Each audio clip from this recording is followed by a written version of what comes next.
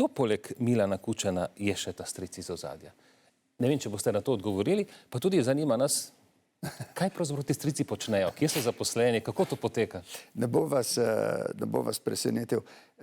Mislim, da nama res ni potrebno govoriti ad personam, ampak da je vredno o tem govoriti ad rem. Gotovo je del te moči povezan s tranzicijo iz prejšnjega sistema v ta sistem. Morate vedeti, kajti jaz sem bil del tistega sistema na koncu, da je bilo veliko ljudi prestrašenih za spremembo, ki je prihajala. Na nek način so vedeli, da mora priti. Morajo biti volitve in mora se zgoditi Slovenijo nekaj. Vendar je bilo pri mnogih ljudeh veliko skrbi, pa tudi strahu. Pred revanšizmom ali kako? Predvsem. In na ta skrb in na ta strah se je usedla, bom rekel, ta struja ljudi, ki je želela ohraniti svojo moč. In jo na nek način s tem strahom in skrbmi ohranja še danes.